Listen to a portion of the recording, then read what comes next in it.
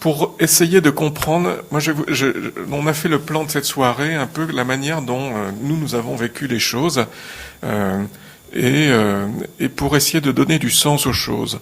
Parce que vivre ainsi, on en parlera quand on parlera des difficultés évidemment, on a toujours besoin de se référer à une vision et quelle est la promesse qui est derrière. Et j'avoue que pour ma part, moi, c'est une promesse qui m'a beaucoup marqué avec des éléments dont je vais vous partager. Et en particulier, une vision des choses, enfin moi qui suis médecin, qui ai appris un certain nombre de choses sur le plan de la physiologie, eh bien là, on va essayer de voir les choses, non pas sur le plan de la nature ou sur le plan de la physiologie, mais essayer de se placer pour voir les choses selon le plan de Dieu, finalement. Ce qui est un peu nouveau. Et le premier point que j'aborderai, c'est ce qu'on appelle le plan de Dieu aux origines, que j'ai articulé en 4 points. Le premier point dans ce domaine-là, c'est que il y a une grande espérance, une grande attente quant à la sexualité chez les hommes et chez les femmes. Voilà.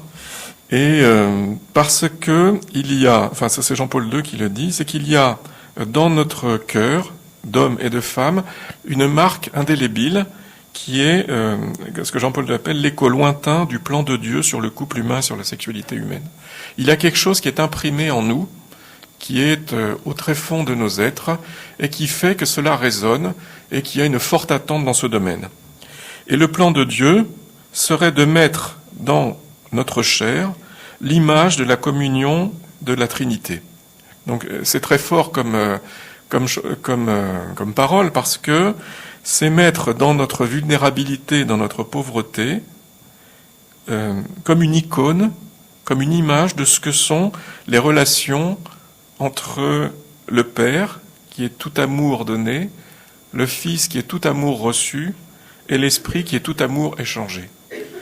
Et moi, ça m'a beaucoup marqué, ça, personnellement, de me dire que dans notre pauvreté, dans la pauvreté de ce que l'on peut vivre, il y a, au fond, marqué cela. C'est que notre vie est à l'image de Dieu, mais concrètement aussi, est à l'image de la communion éternelle. Le deuxième point, c'est que l'intention de Dieu n'est pas de créer des personnes individuelles, mais des personnes marquées par la communion. Si on revient à la parole de Dieu dans la Genèse, Dieu dit, il n'est pas bon que l'homme soit seul, et ça veut pas dire le pauvre, il s'ennuie, en plus il n'y a pas la télé à cette époque, en plus il a personne pour lui casser les pieds, faisons-lui une femme. C'est pas du tout, il y a une solitude ontologique, je dirais, chez l'homme, qui fait que Dieu, dans un amour désintéressé et totalement donné, va lui donner quelqu'un pour qu'il ait la totale conscience de sa ressemblance avec son Créateur et qu'il vive en plénitude cette ressemblance avec son Créateur qui, je vous le rappelle, c'est cette communion des personnes de la Trinité. Et donc on voit que le sens de la création, finalement, ce n'est pas l'homme à l'unité, mais c'est le couple humain, et que l'accomplissement de la création, l'accomplissement final de la création, sa finalité, c'est le couple humain en tant que capable de communion. Et le couple humain dans sa capacité de don l'un à l'autre et de réalisation de cette communion comme le fruit du don. Il y a une phrase qui nous a beaucoup marqué, Hélène et moi, au début de notre mariage, et que nous citons souvent, et que je vais vous redonner ce soir. C'est une phrase qui est dans Gaudium et Spes au numéro 24, et qui dit « L'homme ne se réalise pleinement que dans le don désintéressé de lui-même ». Et l'on voit que, comme dit Jean-Paul II, l'homme est créé à l'image et la ressemblance de Dieu par la communion des personnes qu'il forme dès le début. Dès l'origine, il est essentiellement image d'une insondable communion divine de personnes, jusqu'à constituer l'aspect théologique le plus profond de ce qui peut être dit sur l'homme. Et on voit que c'est quand même très très fort d'entendre des choses comme ça. C'est-à-dire que le couple humain est l'image vraiment de ce qu'est la communion des personnes de la Trinité. Enfin, moi, ça m'exalte toujours un petit peu, vous voyez, parce que ça donne une hauteur de vue à notre misère, finalement, et dans toutes difficulté, y compris dans la vie de couple parfois, de se remémorer ça. On a un champ de vision qui s'élargit et on se dit aussi, du coup, on a une responsabilité. Et c'est très important de voir qu'on n'est pas à l'image de Dieu parce que nous sommes des êtres spirituels, parce que sinon les anges, qui sont quand même beaucoup plus spirituels que nous, seraient eux l'image de Dieu. Non, c'est l'homme et la femme qui sont à l'image de Dieu parce qu'ils sont capables de communion.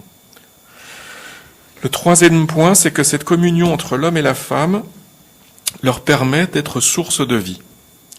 Comme je disais, les anges ne donnent pas la vie, et c'est l'homme en tant que masculin et féminin qui est capable de donner la vie, car il est à l'image de cette communion qui donne la vie.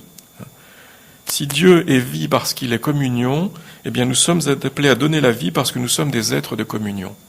Et le cri d'Adam, l'os de mes os, la chair de ma chair, en fait c'est ce cri de joie, c'était cette célébration de cette communion qui répond à sa solitude ontologique dont parle Jean-Paul II. C'est parce qu'il trouve dans la femme qui lui est donnée enfin la totale image et ressemblance d'avec Dieu qu'il est dans la joie. Et le quatrième point,